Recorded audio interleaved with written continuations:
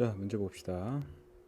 그림과 같이 물체 A, B를 각각 서로 다른 빗면의 높이 HA, HB인 지점에서 가만히 놓았다. 가만히 놓았다고 했죠? 가만히 놓았다라는 건 둘의 초기 속도가 전부 다 0이었다 라는 얘기고요. A가 내려가는 빗면의 일부에는 높이차가 3분의 4h인 마찰 구간이 있으며 A는 마찰 구간에서 등속도 운동을 하였다라고 그랬죠. 자, 요 얘기는 어떻게 해석할 수 있느냐? 면 물체가 바닥에 도착했을 때 갖게 되는 운동 에너지가 있을 거 아니에요, 그죠? 이 운동 에너지는 이 물체의 중력 포텐셜에서의 위치 에너지에서 4분의 3h만큼을 뺀 것이 될 거다. 라고 이렇게 쓸 수 있다는 거예요. 이거 전체를 다 쓸 수도 있고 부분만 사용할 수 있겠지만 여기서 이야기하는 바는 이렇게 정리할 수 있다는 겁니다. A와 B는 수평면에서 충돌하였고 충돌했으니까 뭘 사용할 수 있다는 거야? 운동량 보존 법칙 사용할 수 있다라는 얘기를 해주고 있는 거고요. 충돌 전에 운동 방향과 반대 방향으로 운동하여 각각 4분의 h와 4h인 지점에서 속력이 0이 되었다라고 그랬죠. 이건 충돌 전이고요. 이건 충돌 후입니다. 그래서 충돌 전이 충돌 후보다 속도가 더 작다라고 하는 걸 알 수 있겠죠. 자, 그런 다음에 계속 읽어가 보면 A, B 수평면에서 B의 속력은 충돌 후가 충돌 전의 2배다라고 그랬죠. 요 얘기는 무슨 얘기냐면 충돌 전, 그러니까 충돌 후의 속도를 V라고 둔다면 충돌 후의 속도는 2V가 된다라는 거죠. 그래서 이것도 역시 정량적으로 문제를 풀기 위한 양적 관계를 주고 있고요. A, B의 질량은 각각 3m, 2m이다 라고 했습니다. 자, 물어보는 바는 HA분의 HB는 이라고 했어요. 그럼 이 문제는 이렇게 볼 수도 있을 거예요. 알파 H라고 바꿀 수 있고 베타 H로 바꾼 다음에 알파와 베타 사이의 비율을 구하는 문제라고 볼 수 있겠죠. 자, 그러면 주어진 정보들을 보면요.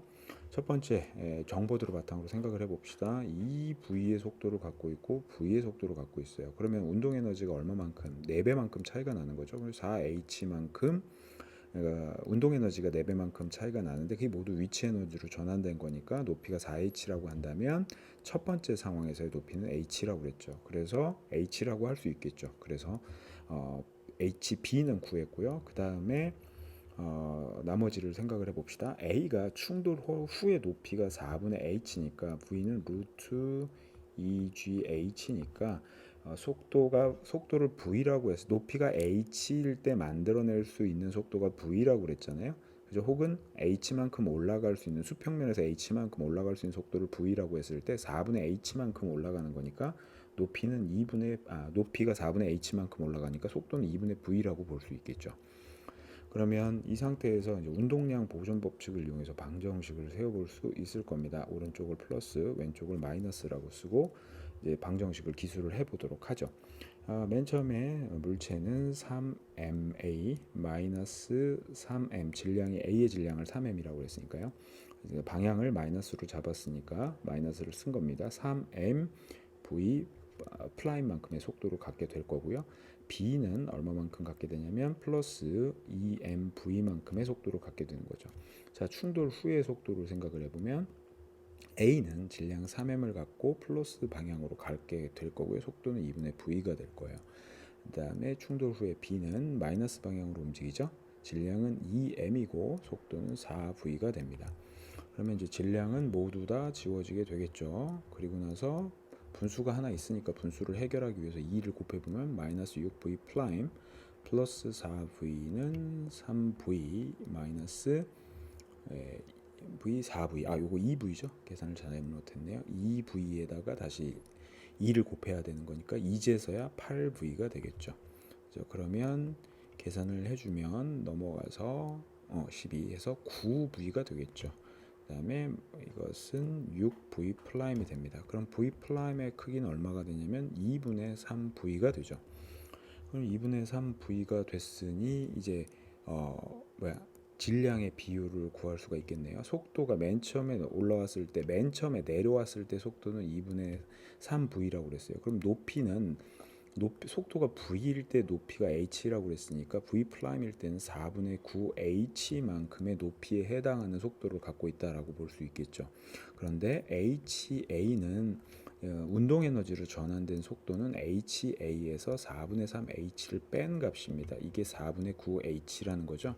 그럼 ha는 얼마가 되냐면 4분의 13 h가 되겠죠. 자, 그래서 ha는 4분의 12죠. 4분의 12h가 돼서 값은 3h가 될 겁니다. 그래서 ha분의 hb는 1이라고 그랬으니까요. 3분의 1이 돼서 답은 2번이 됩니다. 역시 주어진 정보를 통해서 차분히 기술하면, 표현하면 쉽게 어렵지 않게 해결할 수 있는 문제라고 판단됩니다. 자, 문제 푸는 데 있어서 핵심적인 부분은 이렇게 표현할 수 있느냐와 이 운동량 보존 법칙은 쉽게 잘 표현을 할 수 있을 텐데, 이런 거 문제 풀다가 보면 제일 많이 헷갈리는 게 기호의 문제잖아요. 그래서 기호의 문제는 이렇게 방향을 결정해주고 플러스 마이너스를 결정해주고 기술을 하면 훨씬 더 편하다라는 걸, 우리가 편하다라는 것보다 실수를 안 한다라고 하는 것을 다시 한번 확인해 볼 수 있는 거죠. 즉 이렇게 방향에 대해서 기호를 주는 것에 대한 중요도를 다시 한번 확인할 수 있는 문제라고 볼 수 있습니다.